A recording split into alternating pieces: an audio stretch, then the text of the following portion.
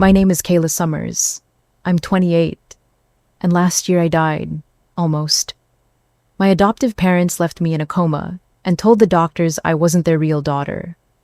A week later, they showed up to claim the house my grandmother left me. But instead of finding me, they found a letter. A letter that destroyed the lie they built their lives on. If you've ever been made to feel like you didn't belong, stick around. This story's for you. Some memories hit you like broken glass, sharp, sudden, and once they cut you, you bleed forever. I was 5 years old when I first learned that love isn't guaranteed even in your own home. Picture this, a perfect colonial house in Providence, Rhode Island. White picket fence, manicured lawn, the kind of place where neighbors wave and everyone knows your name. From the outside, we look like the American dream, but dreams can be nightmares in disguise. My little sister Elena had just knocked over Mom's favorite ceramic vase, the one from her grandmother. I can still hear the crash echoing through our hardwood hallway. Elena stood there frozen, her big brown eyes filling with tears. And me? I did what big sisters do. I stepped forward. "I'm sorry, Mom. I was running and I bumped into it." My mother rushed over, but not to comfort me. She scooped Elena into her arms, whispering, "It's okay, baby. Accidents happen." Then she looked at me with those cold blue eyes and said, "Kayla, you need to be more careful. You're the older one." But here's what really stung. Later that night, when she thought I wasn't listening, I heard her on the phone with my aunt. "Elena has such fire, such spirit. And Kayla, well, she's just so obedient. Sometimes I worry she doesn't have any personality at all." Obedient. That word would follow me for years. The signs were everywhere, once you knew how to look. Elena got the bigger bedroom overlooking the garden. I got the small one facing the neighbor's fence. When Elena brought home a B+, it went on the refrigerator with a gold star. When I brought home straight A's, Mom would glance at the report card and say, "That's nice, honey. Can you help me with dinner?" Elena's school plays were events, photos, videos, flowers. Mine were obligations. They'd show up, sit in the back, check their phones. But the night everything changed was 3 months before my 6th birthday. I'd gotten up for water, my bare feet silent on the stairs, when I heard their voices drifting from the kitchen. Low, intense, the kind of conversation that makes children freeze and listen. "Richard, we need to talk about this. About Kayla. You know she's not really ours." My father's voice went quiet, dangerous. "Keep your voice down." I can't help it. I look at her and I've never felt a connection, not like with Elena. Elena is ours. She came from us.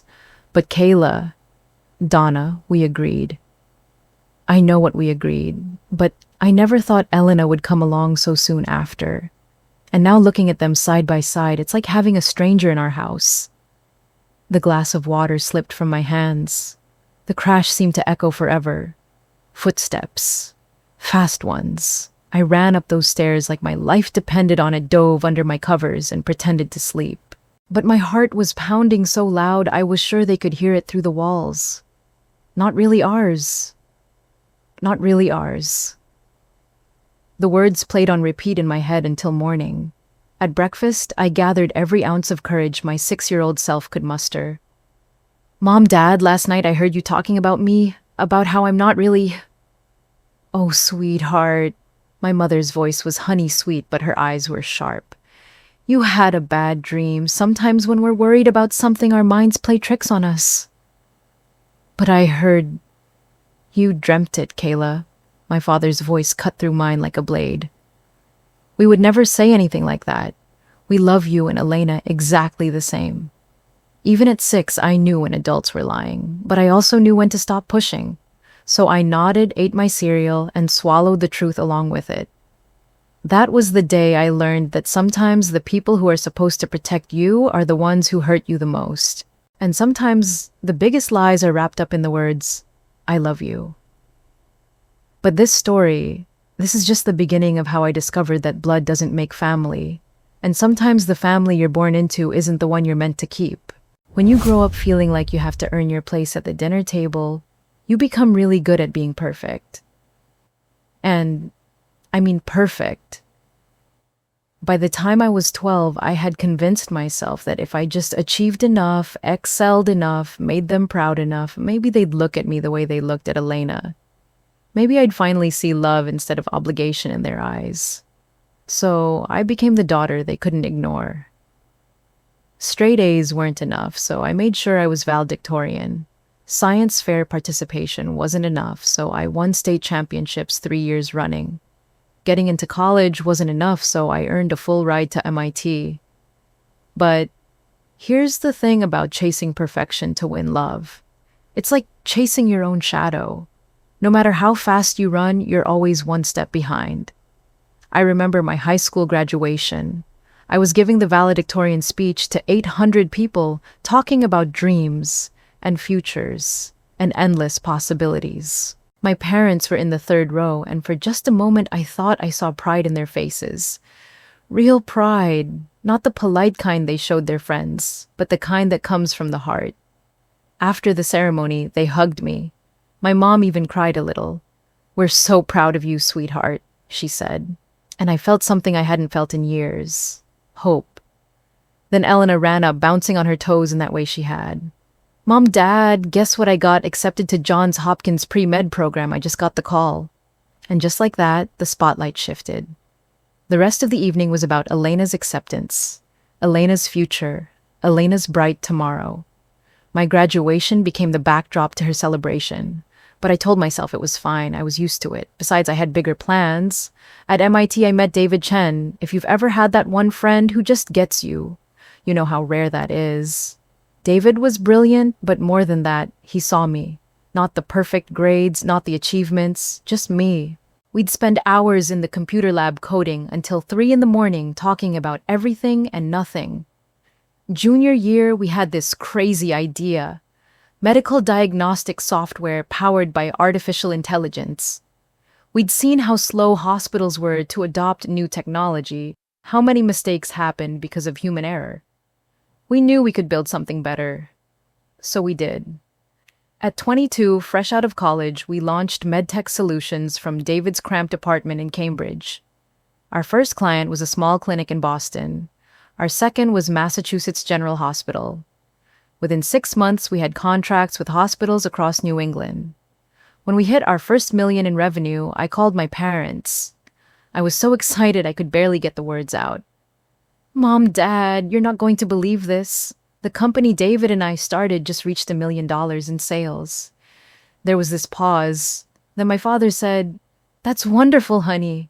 You know, Elena just got accepted into her surgical residency program. We're taking her to dinner at the country club to celebrate. You should come." Elena's residency. At dinner, to celebrate Elena. They did show up for the company photos when we got featured in Boston Business Journal. Smiled for the cameras posed with the check, told everyone how proud they were. But when the photographers left, so did they. They didn't ask about the technology, didn't want to understand what we'd built, didn't seem to care that their daughter had created something that could save lives. At family dinners, which happened maybe 4 times a year, the conversation always found its way back to Elena. Her rotations, her patience, her promising future in surgery. When they asked about my work, it was always surface level. "How's the computer thing going?" They'd say, like I was still playing with the toys instead of running a company that employed 37 people. But there was one place where I felt seen, really seen. My grandmother Louise lived in this incredible Victorian house in Beacon Hill just outside Boston. Dark wood paneling, stained glass windows, and this library that smelled like old books and lavender tea. Louise Carter was my father's mother, but she might as well have been from a different planet than the rest of my family. When I walked into her house, she'd look up from whatever she was reading, and her whole face would light up. "There's my brilliant girl," she'd say, and she meant it. Every word.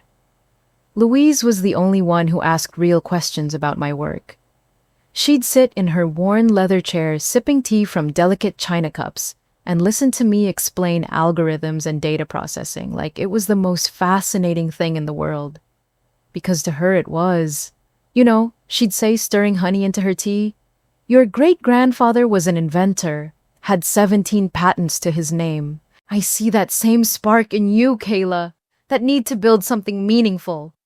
At Louise's house, I wasn't the adopted daughter trying to earn her place. I wasn't competing with Elena for scraps of attention. I was just Kayla, and somehow that was enough. But even in that sanctuary, there was this underlying sadness I couldn't shake.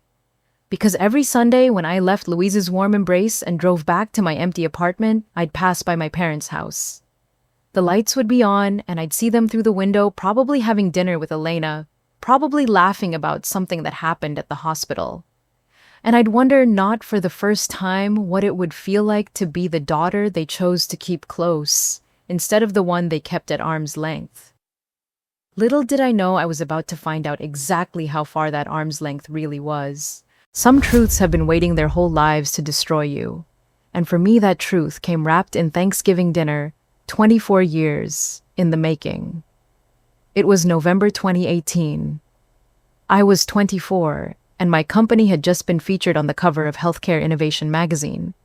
Louise had called me 3 times that week, practically vibrating with pride. "You have to come to Thanksgiving this year, darling. I want to tell everyone about your incredible work." I almost said no. Family gatherings had become exercises in emotional endurance. But something in Louise's voice made me change my mind. Maybe this time would be different.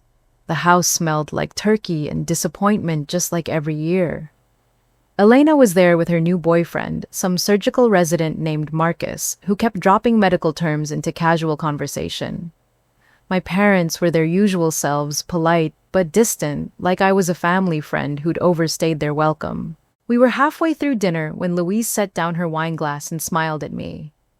"I have to tell you all about Kayla's incredible success. Her company's artificial intelligence software is being used in hospitals across the country now. They're saving lives by detecting medical conditions that doctors might miss." For a moment, the table went quiet.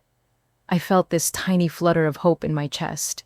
Maybe finally they'd see what I'd built. Maybe they'd understand that I'd created something meaningful. Then my mother laughed. Not a happy laugh. One of those sharp, dismissive sounds that cuts right through you. "She's always been out to prove something," Mom said, cutting her turkey with surgical precision.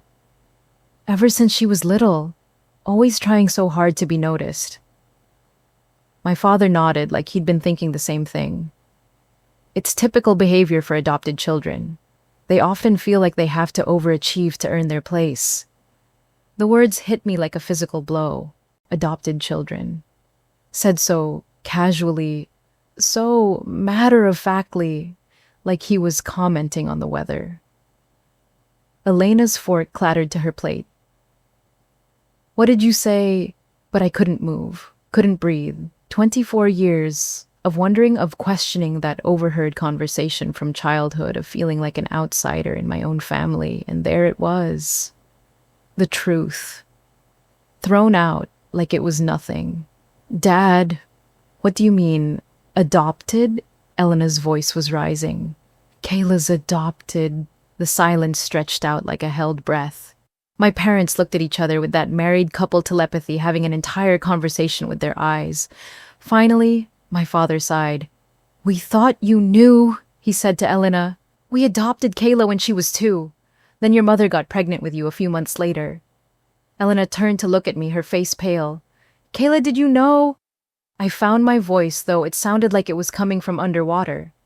"I've suspected since I was 6. I overheard them talking about it, but they told me I dreamed it."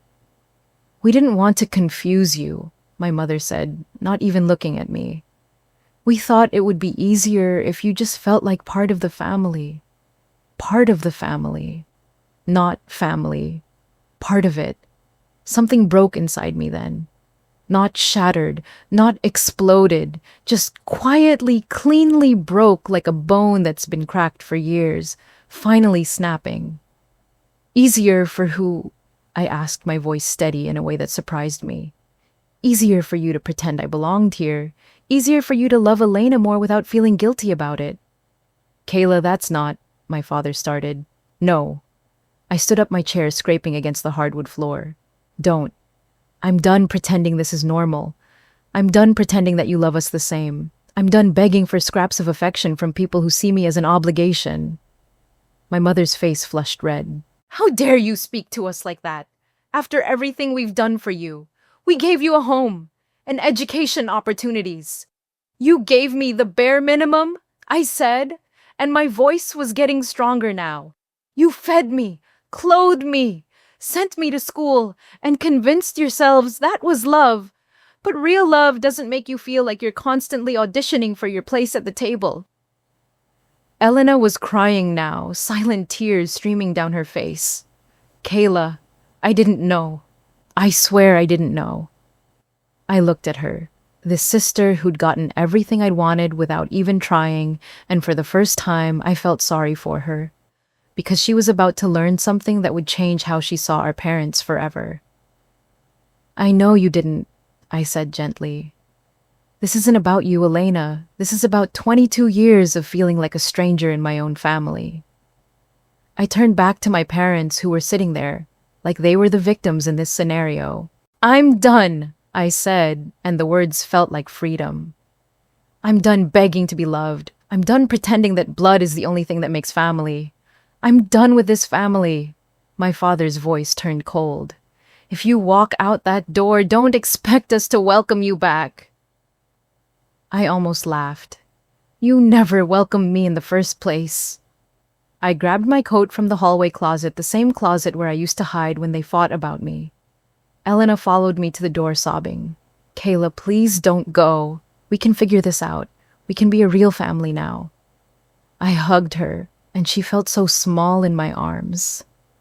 Maybe someday, I whispered, but I need to figure out who I am when I'm not trying to be enough for them. I drove to Louise's house that night and cried in her kitchen until I had no tears left.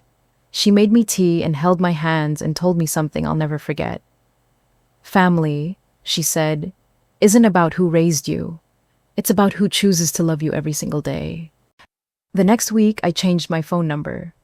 I moved to a new apartment. I blocked them on every social media platform. For the first time in my life, I disappeared from the family that had never really seen me anyway. The only person I stayed in contact with was Louise. Because she was right. Family is about choice, and sometimes the bravest thing you can do is choose yourself. But this story isn't over, because sometimes, when you finally stop begging for love, life has a way of testing just how strong you've really become.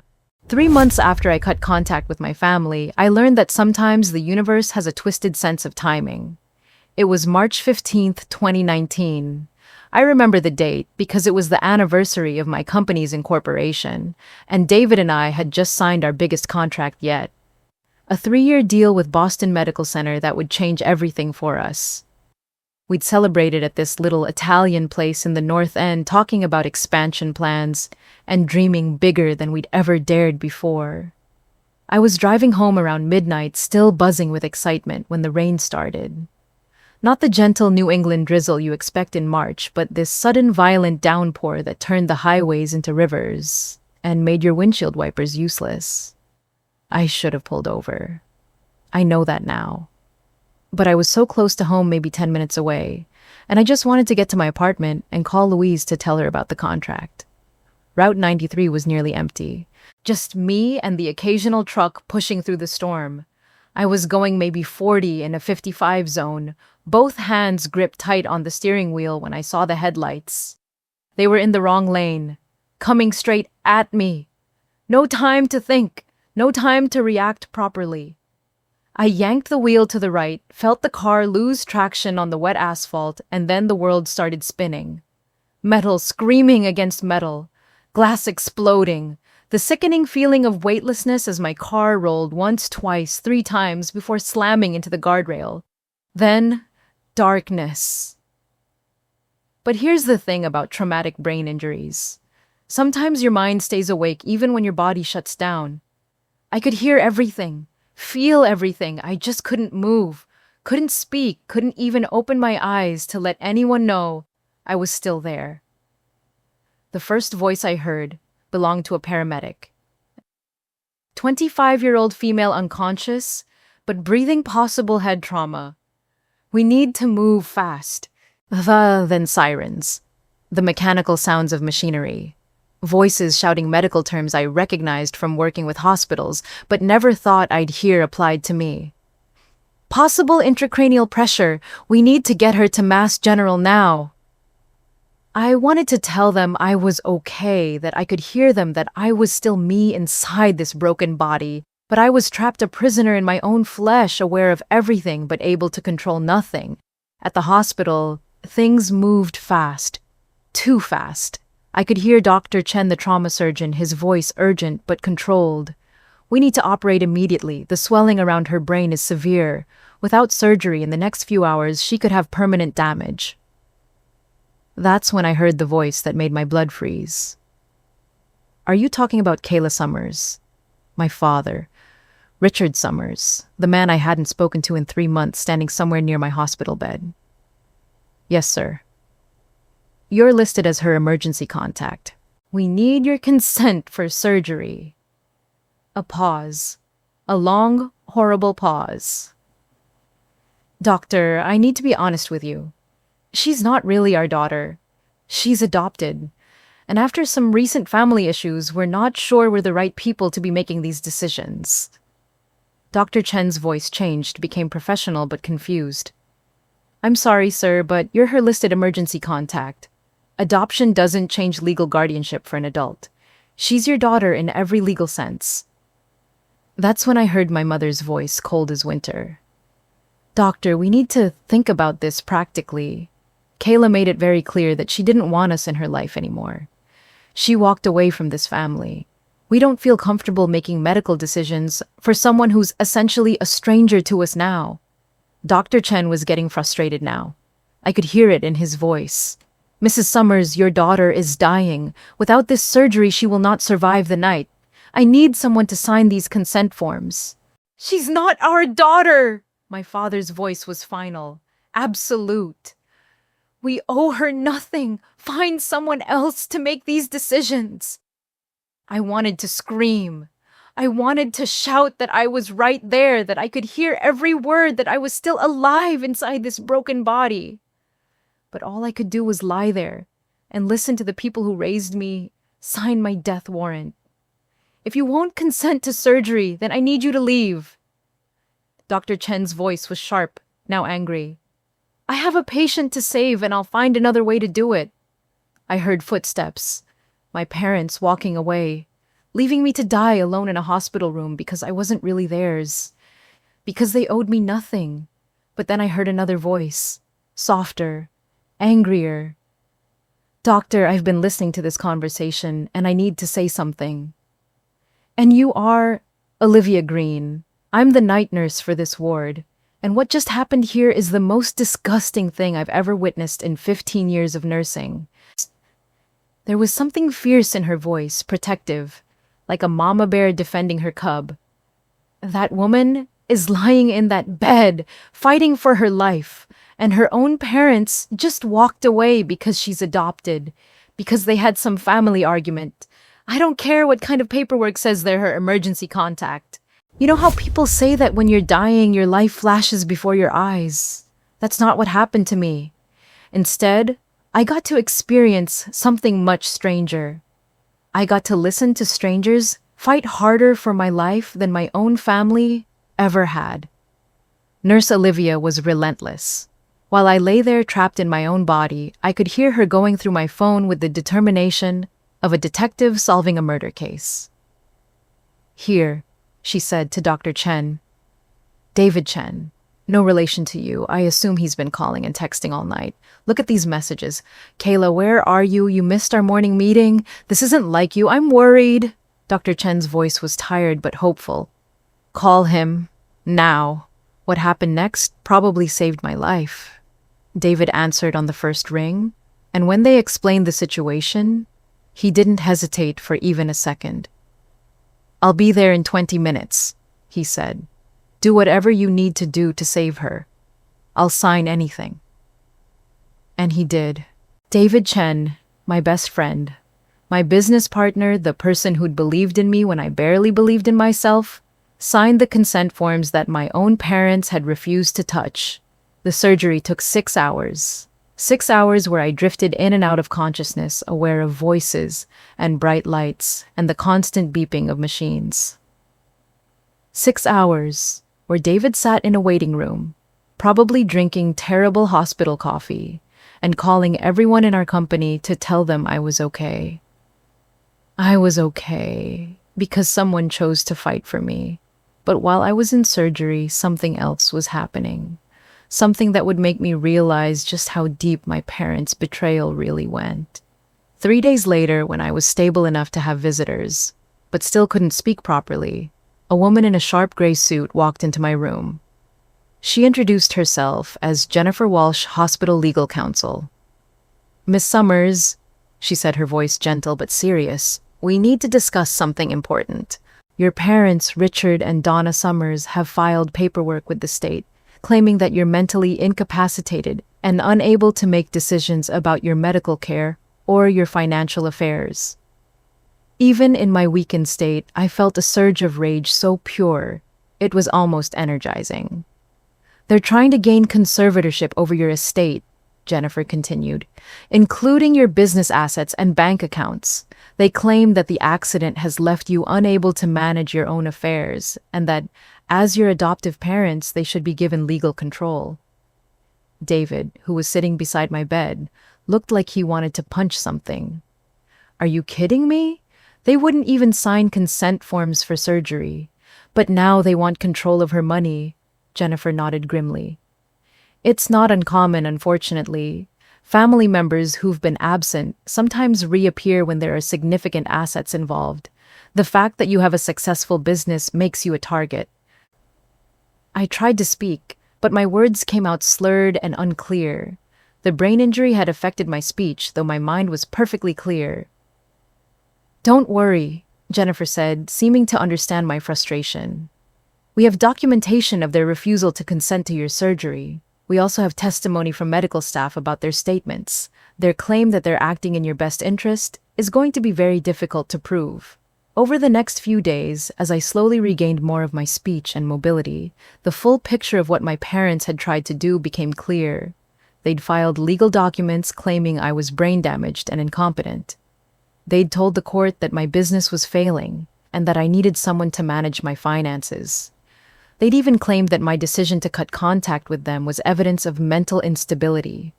All lies, all calculated to get their hands on the company that David and I had built from nothing. It was Nurse Olivia who stayed with me through those first terrible days when I couldn't speak clearly and my head felt like it was splitting apart.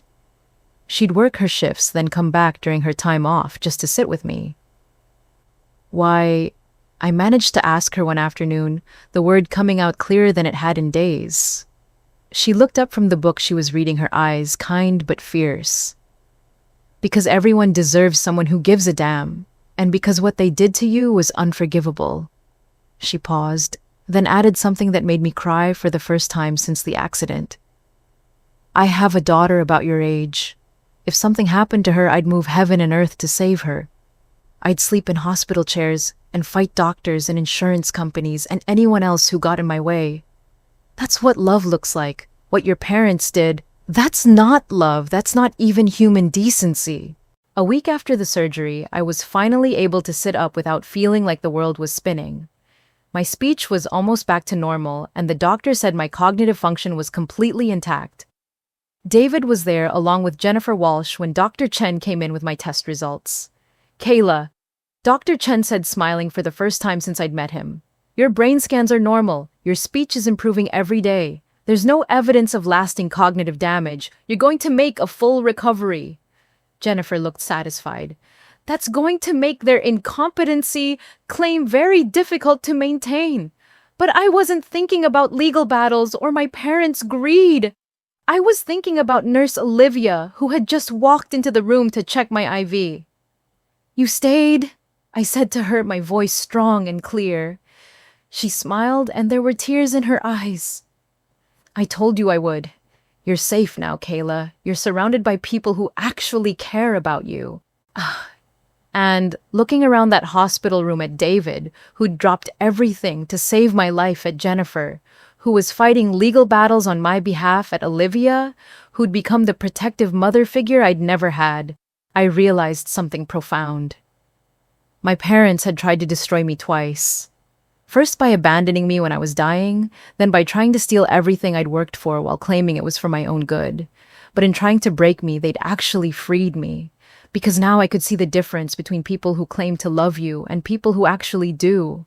The people in this room, they'd chosen me. Without obligation, without legal documents, without being bound by blood or duty. They'd chosen to fight for me because I mattered to them. That's not just friendship. That's not just professional courtesy. That's family. And I was about to show my biological family exactly what happens when you try to steal from someone who's finally learned their own worth. 2 weeks after I was discharged from the hospital, I got a phone call that changed everything. I thought I knew about my life. I was sitting in my apartment still recovering, still processing the fact that my parents had tried to steal my company while I was fighting for my life when my phone rang. The caller ID showed a number I didn't recognize. Miss Summers, this is Harold Whitman from Whitman Bradley and Associates. I was your grandmother Louise Carter's attorney. Was? Past tense. My heart stopped. I'm very sorry to inform you that Mrs. Carter passed away peacefully in her sleep 3 days ago. She left specific instructions that you were to be contacted immediately upon her death. Louise was gone. The one person in my family who had ever truly seen me, who had loved me unconditionally, was gone, and I hadn't even known she was sick. She wanted you to know, Mr. Whitman continued gently, that she tried to call the hospital when she heard about your accident, but your parents told her you weren't accepting visitors. She was very upset about that. Of course they had. Even in my darkest hour, they'd made sure to cut me off from the one person who might have comforted me. Miss Summers, could you come to my office this afternoon? Mrs. Carter left some things for you, and there's a letter she wanted delivered personally. An hour later, I was sitting in a mahogany-paneled law office that smelled like old books and furniture polish, holding a thick manila envelope with my name written in Louise's elegant handwriting. Mr. Whitman had already explained the basics. Louise had left me her house, the beautiful Victorian in Beacon Hill, where I'd spent so many Sunday afternoons feeling loved and valued. She'd also left me a trust fund I didn't even know existed enough money to ensure I'd never have to worry about my parents' legal games again. But it was the letter that destroyed me. I opened it with shaking hands, and Louise's voice seemed to speak directly from the pages. My dearest Kayla, it began.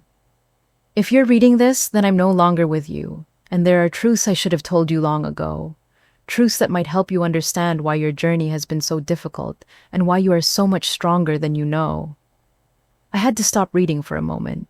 Even in death, Louise knew exactly what I needed to hear. Your birth mother was my niece, Sarah. She was 17 when she had you, and she loved you desperately, but she knew she couldn't give you the life you deserved. When Richard and Donna agreed to adopt you, it seemed like a miracle. They'd been trying to have children for 3 years, and they promised to love you as their own.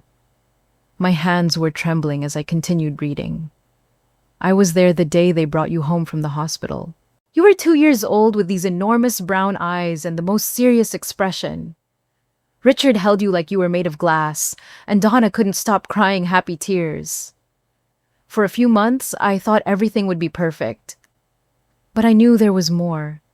There had to be. Then Donna got pregnant. It was just 6 weeks after your adoption was finalized.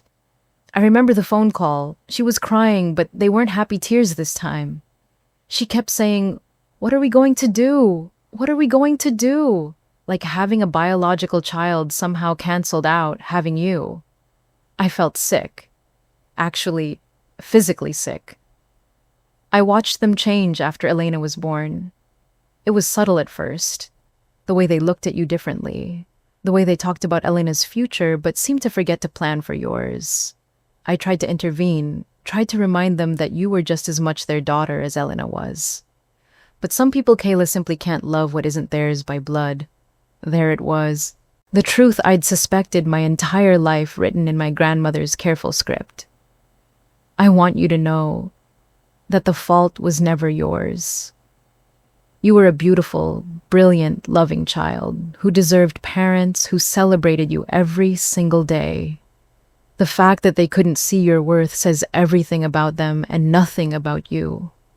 I was crying now, ugly sobs that came from somewhere deep in my chest. I also want you to know about Sarah. She never stopped thinking about you. She went to college, became a teacher, got married to a wonderful man named Michael. They have 2 children now, your half-siblings, and she's told them about their big sister who was adopted by a loving family. She doesn't know how Richard and Donna have treated you because I couldn't bear to tell her. But if you ever want to reach out to her, I've included her contact information.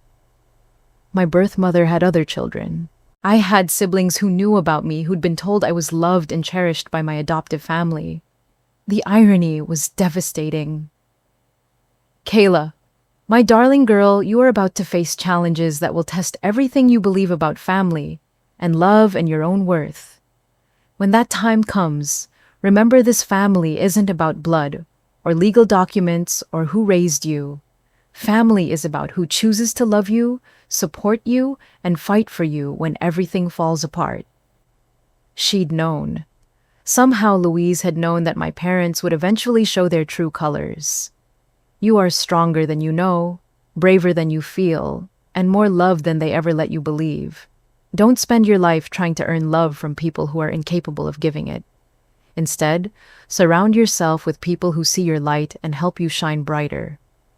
The letter was signed with all her love and included a PS that made me laugh even through my tears. PS. The house is yours now, but more importantly, it's your sanctuary. Fill it with the family you choose, not the one you inherited. And remember, the best revenge against people who tried to diminish you is living a life so beautiful, it makes their cruelty irrelevant. I sat in that lawyer's office for 20 minutes, crying and laughing and feeling like my heart was breaking and healing at the same time. Louise had given me more than a house and money. She'd given me the truth about my past and permission to create my own future. When I finally composed myself enough to speak, Mr. Whitman handed me another envelope. "There's one more thing," he said gently. "Your grandmother also left instructions about your parents' recent legal actions. She was quite specific about how you should handle their attempts to gain control of. They say revenge is a dish best served cold. But this wasn't about revenge. This was about justice. And justice, I learned, requires patient strategy and the kind of quiet determination that my parents had never bothered to recognize in me. Louise's legal strategy was brilliant, but I knew I needed more than documents and testimonies. I needed to be 3 steps ahead of people who had underestimated me my entire life. The first thing I did was hire security. Not the obvious kind, but digital forensics experts who could trace every phone call, every email, every legal filing my parents had made since my accident. I wanted a complete picture of their strategy, their timeline, their real motivations. What we found was worse than I'd imagined. They'd started researching my company's valuation 2 days after my accident, before they even knew if I was going to survive. They'd contacted estate lawyers while I was still in a medically induced coma. They'd even discussed selling my house, my car, liquidating everything I'd worked for, all while telling the court they were acting in my best interest. The security footage from the hospital was the smoking gun. Massachusetts General had cameras in every hallway, and thanks to Jennifer Walsh's connections, we were able to subpoena the recordings. Watching my parents walk away from my bedside while Dr. Chen begged them to save my life was devastating, but it was also proof. Undeniable, time-stamped proof of abandonment. But the most damaging evidence came from their own phones. You see, when you file for conservatorship, you open yourself up to investigation, and the court-appointed investigator found text messages between my parents that would destroy any sympathy a judge might have had for them. Richard to Donna 3 hours after leaving the hospital. "She's probably brain dead anyway. At least now we can finally get something out of the money we wasted raising her." Donna to Richard the next day. "The lawyer says the business is worth at least $2 million, more if we can prove she's incompetent." Richard to Donna. Should have done this years ago. She owes us for taking care of her when no one else wanted her. Reading those messages was like being stabbed in the chest, but it also clarified something important. This wasn't about my medical care or my well-being. This was about money. This was about two people who saw their adopted daughter's near-death experience as a business opportunity. Armed with this evidence, I could have gone straight to court and destroyed them. But I had a better idea. I spent 3 days writing a letter. Not a legal document, not an angry rant, but a calm, measured piece of writing that would tell them exactly who I really was and what they had lost when they chose to abandon me. I wrote it sitting in Louise's kitchen, the same place where she'd comforted me after that terrible Thanksgiving dinner. The morning light streamed through her lace curtains, and I could almost hear her voice guiding me. Don't write in anger, darling. Write in truth. The letter was 2 pages long. Here's what it said. Richard and Donna, by the time you read this, you'll have discovered that your attempt to steal my life's work has failed. You'll also have discovered that I am very much alive, very much in control of my faculties, and very much done with pretending that what you did was anything other than what it was. You raised me for 23 years, and in all that time, you never once asked me what I wanted to be when I grew up. You never asked about my dreams, my fears, my hopes for the future. You provided food, shelter, education, and the bare minimum of care required by law, and you convinced yourselves that was love. But love doesn't abandon a dying child because they're not really yours. Love doesn't see a near-fatal accident as a financial opportunity. Love doesn't spend 23 years making someone feel like a burden and then act shocked when they finally walk away. I built a company that saves lives. I created technology that helps doctors detect diseases earlier, treat patients better, give families more time together. While you were planning how to liquidate my assets, I was recovering from injuries that could have killed me surrounded by people who barely knew me, but chose to fight for my life anyway. That's the difference between us. You see people as assets to be managed, or problems to be solved. I see them as human beings worthy of care and protection. You want to know what you lost when you walked away from my hospital bed? You lost the chance to know the woman I became despite your neglect. You lost the privilege of being part of a life you never bothered to understand. You lost the opportunity to witness what unconditional love actually looks like because you'll never receive it from me again. I am not the broken child who used to beg for your attention. I am not the teenager who tried to earn your love with perfect grades and achievements. I am not the young woman who still hoped against all evidence that someday you might see me as worthy of your affection. I am whole without you. I am successful without you. I am loved without you. The money you tried to steal, it's secure, protected by lawyers who understand what family loyalty actually means. The business you tried to liquidate, it's thriving, run by people who value innovation over manipulation. The daughter you tried to control, she's free. I won't be pursuing criminal charges, though I could. I won't be seeking damages, though you've caused plenty. I won't be telling this story to the media, though it would make headlines. Instead, I'm giving you exactly what you gave me: nothing. No contact, no updates on my life, no invitations to celebrations or milestones, no emergency phone calls if I'm ever in trouble again, no place at my table, literal or metaphorical. You taught me that blood doesn't make family. You were right. Family is chosen. And I'm choosing to build mine with people who see love as something you give freely, not something you withhold as punishment. Thank you for that lesson. It's the only valuable thing you ever gave me. Goodbye, Kayla. I sealed the letter in an envelope and placed it on the kitchen table in Louise's house, right where they'd find it when they came looking for assets to claim. Because I knew they'd come. Louise's will was public record now, and they'd discover soon enough that their former daughter, the one they'd tried to rob, had inherited the family estate they'd always assumed would be theirs. Then, I installed security cameras throughout the house. Hidden ones that would record everything they said and did when they found my letter. Some people might call that a trap. I called it documentation. And then I waited.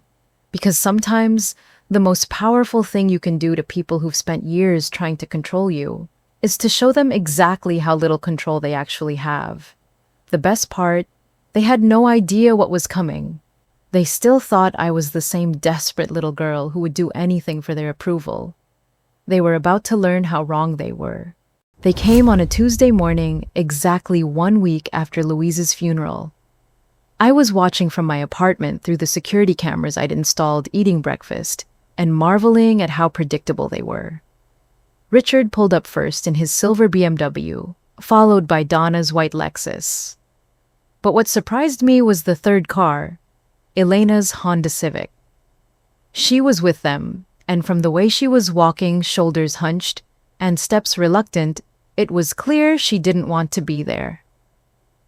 I watched them approach the front door of Louise's Victorian mansion, and I could see the entitlement in the way my parents moved. Like they owned the place, like they'd always owned it. Richard tried his key first, the old house key that Louise had given him years ago when she still believed he was capable of loving his adopted daughter. Of course, I'd changed all the locks the day I inherited the house. "The key doesn't work," he said, his voice carrying clearly through the audio feed. "Maybe Louise changed the locks," Donna replied, examining the door. "We'll have to call a locksmith." Elena stood off to the side, looking uncomfortable. "Mom, Dad, are you sure we should be doing this? Maybe we should wait until..." "Until what?" Donna snapped. "Until that girl comes back and claims everything. She's in no condition to make decisions, Elena. Someone has to protect Louise's estate." I almost laughed. Protect Louise's estate from the person Louise had chosen to inherit it. 20 minutes later, a locksmith arrived. I watched my parents pay him $200 to break into a house that now legally belonged to me, all while Elena grew more and more agitated. "This feels wrong," she kept saying. "This feels really wrong."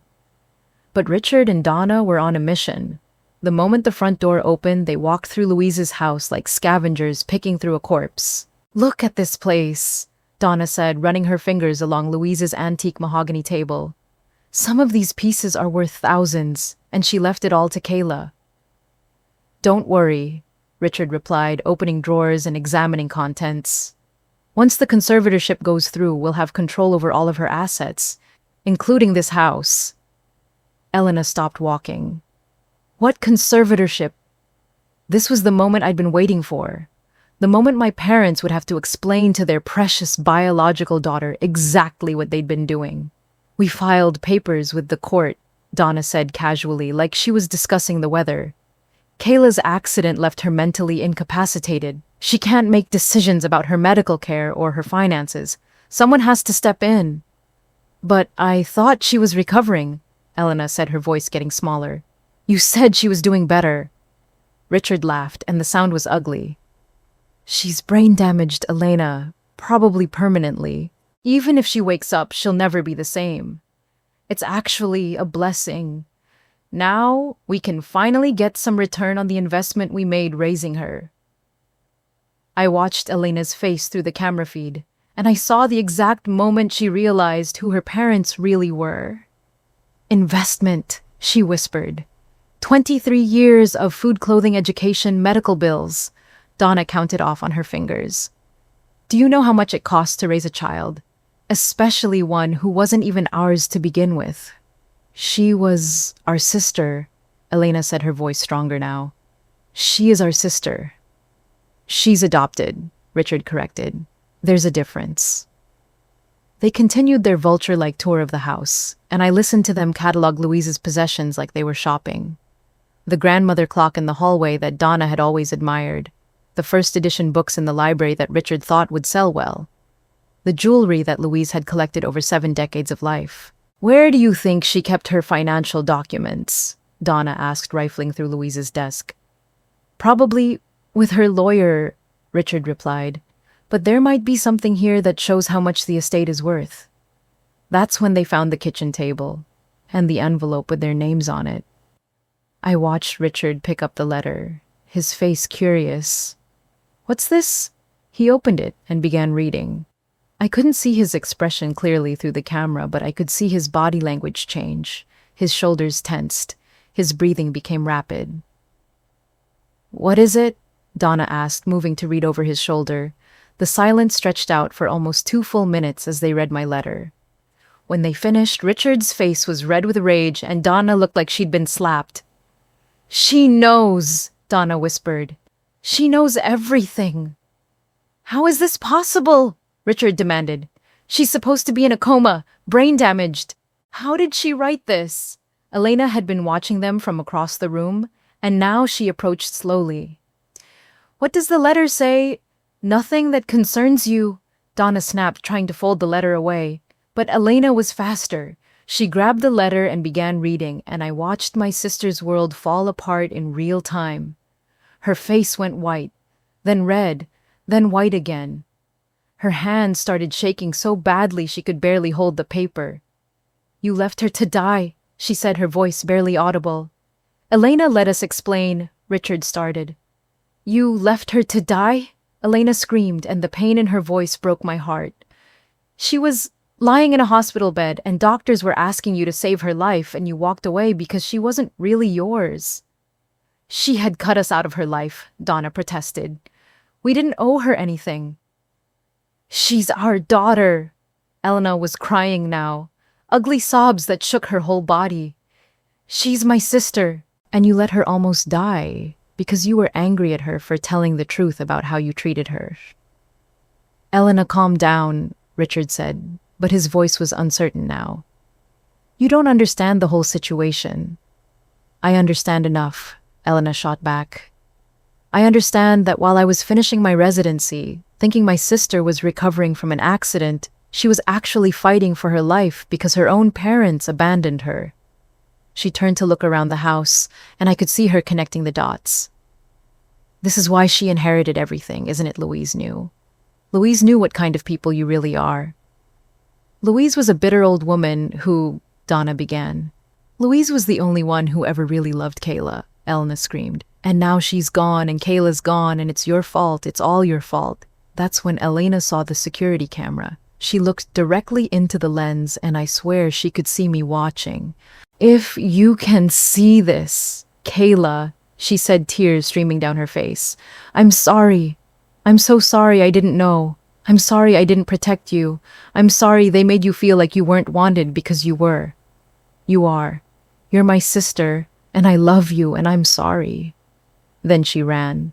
Out of the house, past her shocked parents, into her car and away. Richard and Donna stood in Louise's kitchen, surrounded by the remnants of their lies, holding a letter that proved their daughter was not only alive and well, but smarter and stronger than they'd ever imagined. I turned off the camera feed and sat back in my chair. For the first time in months, I was smiling. They'd finally gotten exactly what they deserved. The truth. And the truth, as it turned out, was the one thing they couldn't steal, manipulate, or control. Elena knew now. The whole truth. And judging by the way she'd looked into that camera, she was ready to choose a side. For the first time in my life, I thought my sister might choose me. 3 days after the security camera footage that changed everything, my phone rang. The number was blocked, but something told me to answer. "Kayla." The voice was small, uncertain. "It's Elena." I'd been expecting this call, but hearing her voice still hit me like a punch to the chest. For a moment, I was 7 years old again, watching my little sister get everything I'd ever wanted. "How did you get this number?" I asked. "David. I called your company and explained who I was. He gave me your number after I told him what happened at Louise's house." "David?" Of course. He'd probably grilled her for 20 minutes before deciding she was safe to talk to.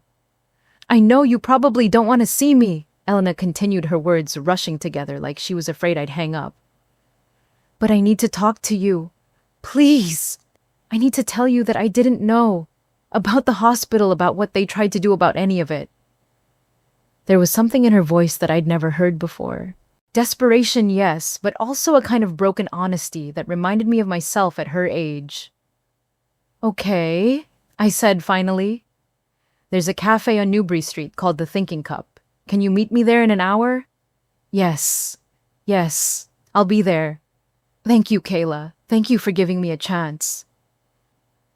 An hour later, I was sitting in a corner booth watching Elena walk through the cafe door. She looked terrible. Her hair was unwashed, her eyes were red from crying, and she was wearing scrubs like she'd come straight from the hospital. She spotted me and approached slowly like I might bolt if she moved too fast. "Hi," she said, sliding into the seat across from me. "Hi." We sat in silence for a moment. Two sisters who'd grown up in the same house but lived completely different lives. The awkwardness was suffocating. "I ordered you a coffee," I said, finally gesturing to the cup in front of her. "Vanilla latte with extra foam. It's still your favorite, right?" Elena's eyes filled with tears. "You remembered." "I remember a lot of things, Elena. That's part of the problem." She wrapped her hands around the coffee cup like it was an anchor. "Kayla, I need you to know that I didn't know. I swear on my life I didn't know what they did at the hospital. If I had known, I would have been there. I would have fought for you." I studied her face, looking for signs of deception. But all I saw was pain and guilt and a desperation to be believed. "I believe you," I said, and I watched relief flood her features. "But, Elena, I need you to understand something. Believing you and trusting you are two different things. And right now, I don't trust you. Not yet." She nodded, wiping her eyes with a napkin. "I understand. I know I have to earn that. Do you," I asked, "do you really understand? Because for 23 years, you lived in a house where I was treated like a second-class citizen, and you never once questioned it. You never once asked why I got the smaller room, why my achievements were ignored, why I always seemed to be walking on eggshells around our parents." Elena flinched like I'd slapped her. "I thought that was just how families worked. I thought all big sisters felt left out sometimes." Left out. I couldn't keep the bitterness out of my voice. "Elena, I wasn't left out. I was systematically excluded. There's a difference." She was crying harder now, and part of me felt bad for being so blunt. But I'd spent too many years protecting other people's feelings at the expense of my own truth. "I brought something," I said, pulling an envelope out of my purse. "It's a letter that Louise left for me. It explains everything about my adoption, about our parents, about why things were the way they were. I think you should hear it." Elena nodded, so I opened the letter and began reading Louise's words aloud. All of it. The story of my birth mother, Sarah, the infertility struggles, the pregnancy that came just weeks after my adoption, the gradual shift in how our parents treated me. When I got to the part about some people being unable to love what isn't theirs by blood, Elena made a sound like she was in physical pain. "They never loved you," she whispered when I finished. "They never even tried." "No," I agreed. "They didn't, and for most of my life I thought that was my fault. I thought if I just tried harder, achieved more, made them prouder, maybe they'd love me the way they loved you." Elena was staring at the table, tears dripping into her coffee. "I got everything you deserved, the attention, the praise, the unconditional love, and I didn't even realize it was coming at your expense." "It wasn't your fault," I said, and I meant it. "You were a child. Children aren't responsible for their parents' choices." "But I'm not a child anymore," Elna said, looking up at me with red, swollen eyes. "I'm 22 years old, and I've been living with these people my whole life without seeing them for who they really are. What does that say about me?" It was a good question, one I'd been asking myself since her phone call. "It says you trusted the people who raised you," I said finally.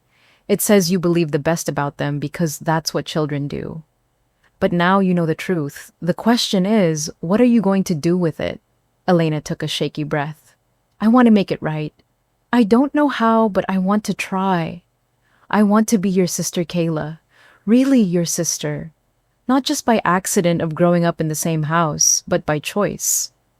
The word choice hit me hard, because that's what Louise had taught me. Family is about choice. "Do you think," Elena asked, her voice barely audible, "do you think we could be sisters again? Real sisters?" I looked at this young woman across from me, This person who'd been both the center of my pain and completely innocent of causing it.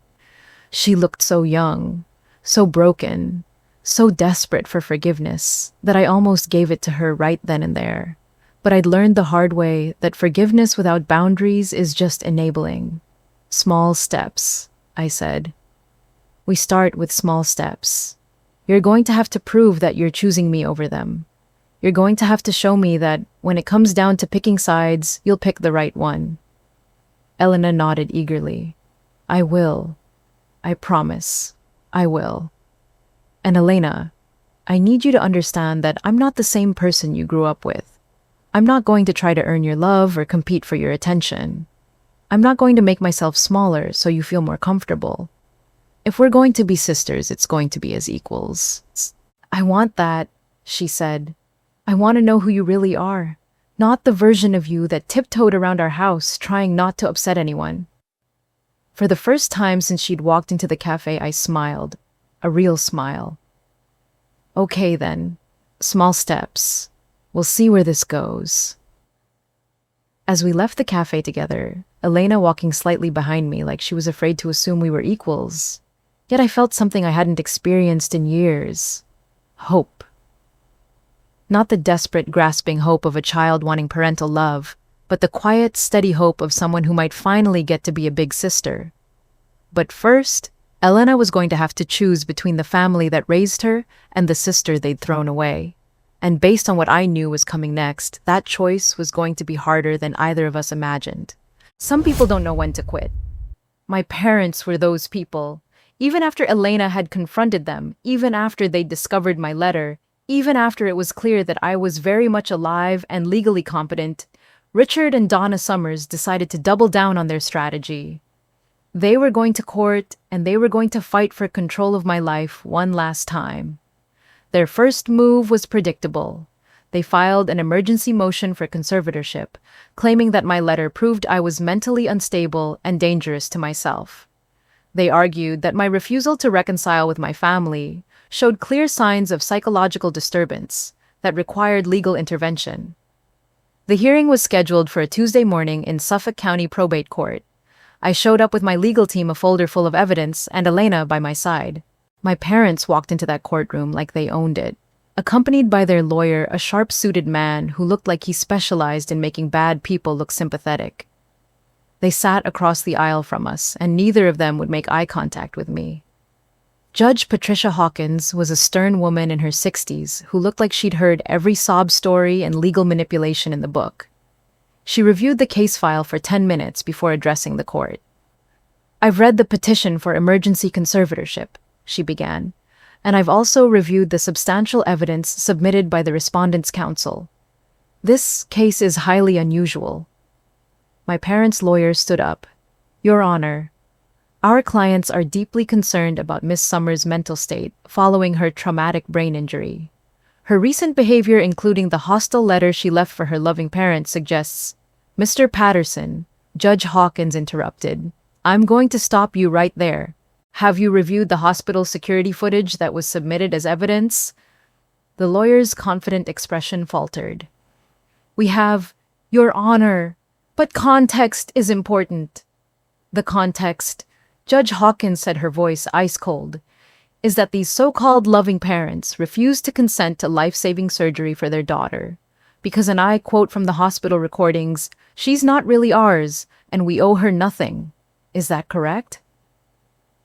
The courtroom went dead silent. My parents' lawyer opened and closed his mouth like a fish. Furthermore, the judge continued, the court has reviewed Miss Summers' medical records, her cognitive assessments, and her recent business activities. There is absolutely no evidence of mental incapacity.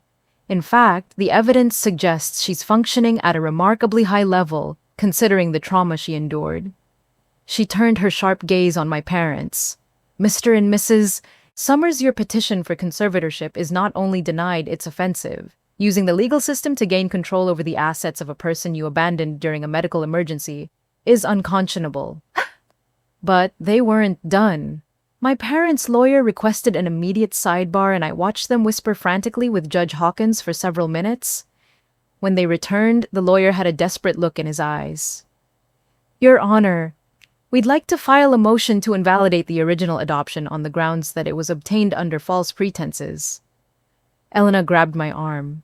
This was their nuclear option. If they couldn't control my assets as my conservators, they were going to try to legally erase me as their daughter entirely.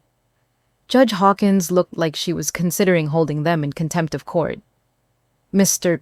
Patterson, are you seriously arguing that a legal adoption that was finalized 23 years ago should be invalidated because your clients have decided they don't want to be responsible for their adopted daughter anymore? We're arguing that the adoption was entered into with the understanding that Miss Summers would be their only child, and that the subsequent birth of their biological daughter fundamentally changed the family dynamic in ways that couldn't have been anticipated. Denied. Judge Hawkins' voice was like a gavel strike. That's not how adoption works, Mr. Patterson. That's not how any of this works. An adoption is a legal commitment to raise a child as your own, regardless of what other children you may or may not have. Your clients made that commitment, and they don't get to unmake it 23 years later because it's become financially inconvenient. She leaned forward, and her voice carried the weight of absolute authority. Furthermore, this court finds that the petitioners have acted in bad faith throughout these proceedings. They have attempted to use the legal system to financially exploit someone they abandoned during a medical emergency. This is exactly the kind of elder abuse that conservatorship laws are designed to prevent, except in this case, it's being perpetrated by the people who should have been protecting Miss Summers. My parents sat there stunned. Their lawyer was packing up his briefcase like he couldn't get out of the courtroom fast enough. The petitions are denied in their entirety, Judge Hawkins concluded. Mr. and Mrs. Summers, I strongly suggest you examine your consciences and consider how you've conducted yourselves. This court is adjourned. As we walked out of the courthouse, Elena was crying. Not sad tears, but tears of relief and anger, and something that looked like pride. I can't believe they tried to invalidate your adoption, she said. I can't believe they thought that would work. Desperate people do desperate things, I replied, but the story wasn't over. Court records are public, and within hours, a local news reporter had picked up the story of the adoptive parents who'd abandoned their daughter during a medical emergency and then tried to steal her assets. The headline read, "Local couple abandons dying daughter attempts legal theft of her estate." The article included quotes from the court, transcripts, details about the hospital recordings, and information about my successful business. It painted a picture of greed and cruelty that shocked the local community. My parents' friends, their neighbors, their church community, Richard's colleagues at the insurance company where he worked, everyone read that article. Everyone learned exactly who Richard and Donna Summers really were. Elena called me 3 days later. "They're moving," she said. "Mom called this morning crying. She said they can't show their faces anywhere. Dad's taking early retirement, and they're moving to Florida next month." "How do you feel about that?" I asked. Elena was quiet for a long moment. "Relieved," she said finally. "I feel relieved. Does that make me a terrible daughter?" "It makes you an honest one," I told her. "And Elena, you're not their daughter anymore. You're my sister. There's a difference." The day they left for Florida, Elena called me again. She was standing outside their empty house watching the moving truck drive away. "They didn't say goodbye," she said. "They didn't even ask me to come with them." "I'm sorry," I said, and I meant it. Because even though Richard and Donna Summers had shown their true colors, Elena was still processing the loss of the parents she thought she'd known. "Don't be sorry," Elena replied. "I'm finally free to choose my own family, and I choose you." Sometimes justice doesn't look like revenge. Sometimes it looks like people finally getting exactly what they've earned. Richard and Donna Summers had spent 25 years treating love like a commodity they could withhold and manipulate. In the end, they discovered that when you treat people like transactions, you end up alone with nothing but your money to keep you company. They got exactly what they deserved. And for the first time in my life, so did I. The day after our parents left for Florida, Elena called me from the parking lot of her apartment complex. She was crying, but this time they weren't tears of anger or grief. They were tears of overwhelm. "I don't know how to do this," she said. "I don't know how to be alone. I've never lived anywhere but with them. I've never made decisions without asking their permission first. I'm 22 years old and I feel like a child." I was sitting in Louise's kitchen, surrounded by the warmth and memories of the only adult who'd ever truly loved me unconditionally. And suddenly, I knew what Louise would have done. "Elena," I said, "how would you feel about staying here for a while in Louise's house?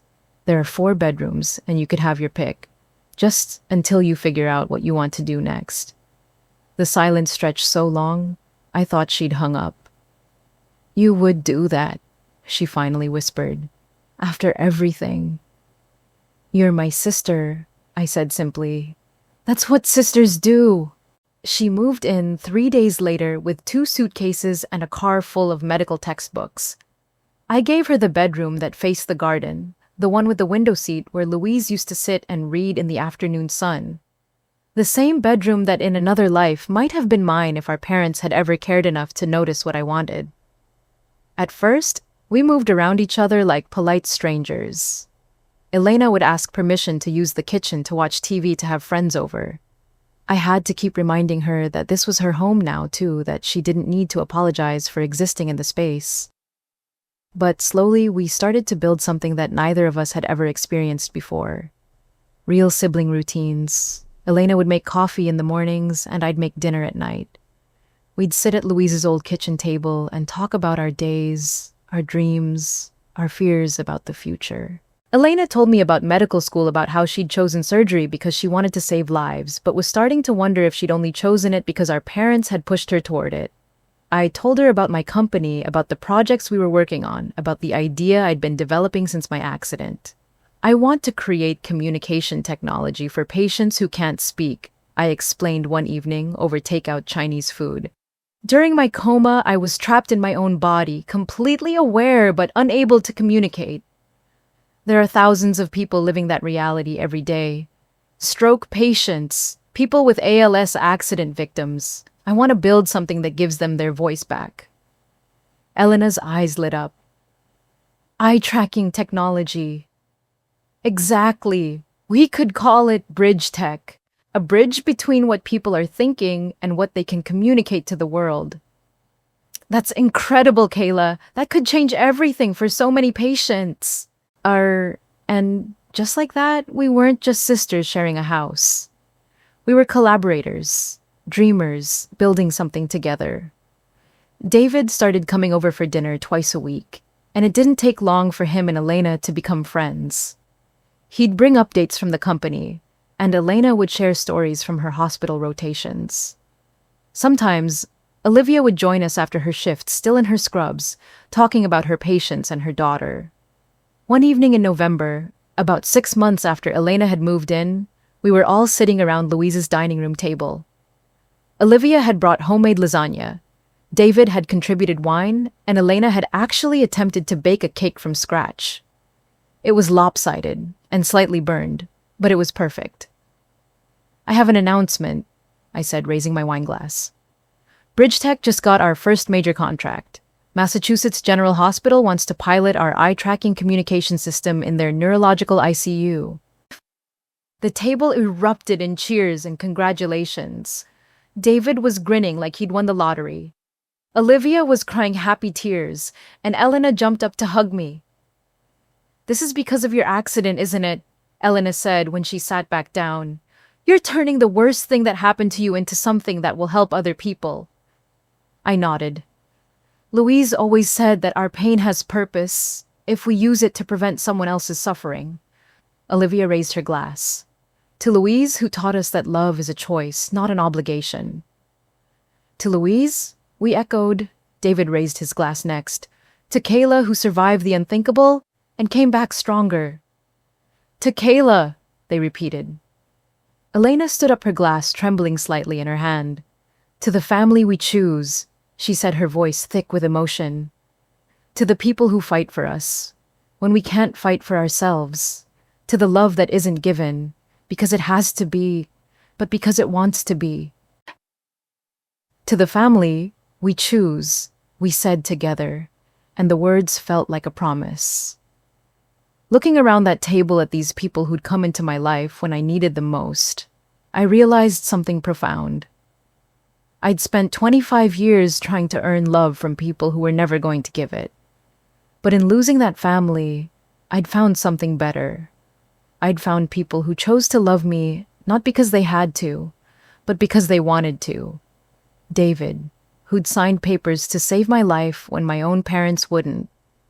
Olivia, who'd fought hospital administrators and sat by my bedside when she had no obligation to care about a stranger. Elena, who'd chosen truth over comfort, chosen me over the people who raised her. This was what family was supposed to feel like. Safe, supportive, built on choice rather than obligation. As we cleaned up the dishes together, laughing and planning our next dinner, I thought about Louise and the lesson she'd spent her whole life trying to teach me. Family isn't about blood or legal documents or who shares your DNA. Family is about who shows up, who fights for you, who chooses to love you every single day. And sometimes the family you build is so much stronger than the one you were born into. 1 year later, I'm sitting on the front porch swing of Louise's house watching the sunset over Beacon Hill. The same porch where Louise used to sit with her evening tea telling me stories about my great-grandfather, the inventor, and reminding me that I was destined for something special. Elena is beside me, her feet tucked under her, reading a medical journal while simultaneously scrolling through wedding venues on her phone. She's engaged now to Marcus, the surgical resident, who turned out to be nothing like the name-dropping show-off I'd first met. He's kind funny, and most importantly, he sees Elena for who she is not, who she was raised to be. "Find anything good?" I ask, nodding toward her phone. "Maybe," she says, showing me a picture of a garden venue with string lights and old oak trees. "What do you think, too much?" "I think it's perfect. Very you." She smiles and goes back to her scrolling, and we fall into comfortable silence. This is what I love most about our relationship now. We don't have to fill every moment with conversation. We can just exist together, two sisters who found each other after years of living as strangers. Bridge Tech launched 6 months ago, and it's exceeded every expectation we had. Hospitals across the country are implementing our eye-tracking communication system, and last month we got a call from a children's hospital in Los Angeles about a 7-year-old girl who was able to tell her parents she loved them for the first time since her accident. David cried when he told me about that call. Elena's been accepted into a fellowship program in pediatric surgery, and she's moving to Seattle in the fall. I'll miss having her here every day, but I'm proud of her for choosing her own path instead of the one our parents laid out for her. "Can I ask you something?" Elena says suddenly, looking up from her phone. "Of course." She's quiet for a moment, choosing her words carefully. "Do you ever think about them, Mom and Dad?" It's a question she asks every few months, and my answer has evolved over time. At first, I thought about them constantly, with anger, with hurt, with a kind of obsessive need to understand how they could have done what they did. Sometimes, I say honestly, but it doesn't hurt anymore. What do you think when you do think about them? I consider this. I think about how much energy I wasted trying to earn something they were never going to give me. I think about how much smaller I made myself, trying to fit into their idea of what a daughter should be. And then I think about how grateful I am that they showed me their true colors. Because if they hadn't, I might have spent my whole life trying to please people who were never going to love me anyway. Elena nods. I used to feel guilty about not missing them more, but I realized that what I miss isn't really them. It's the idea of having parents who loved us both unconditionally. The fantasy of what they could have been. "You don't have to feel guilty about that," I tell her. "Grieving the parents you deserve doesn't make you a bad person. It makes you human." A car pulls up in front of the house, and David gets out carrying a bottle of champagne and a bag of Chinese takeout.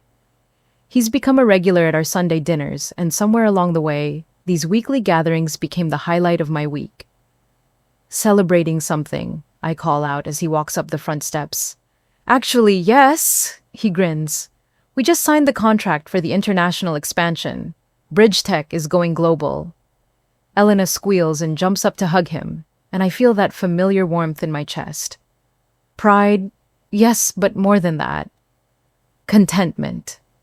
The deep satisfaction that comes from building something meaningful with people you love.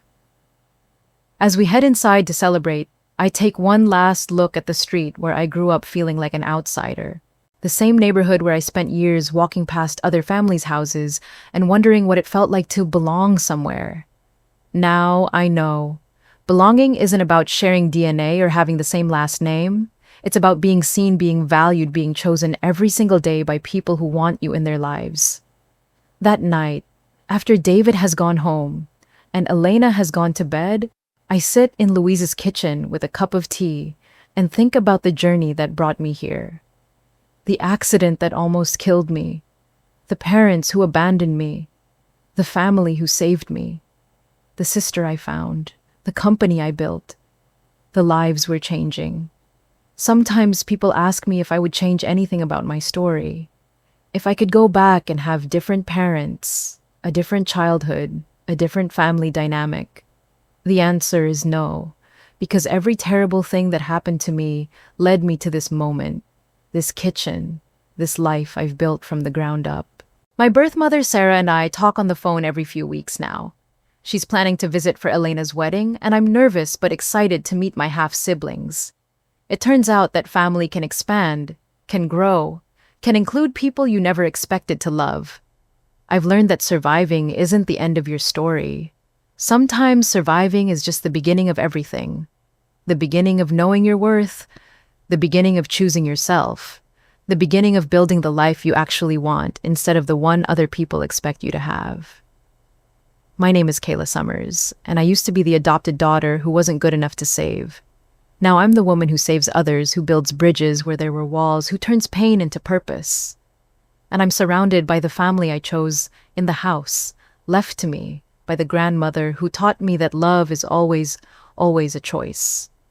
Sometimes the best revenge against people who tried to diminish you isn't revenge at all. Sometimes it's living a life so full, so rich, so completely your own that their cruelty becomes irrelevant. Sometimes it's simply being happy. And I am, finally, completely unapologetically happy. That's the ending they never expected me to have. And it's the beginning of everything they'll never understand.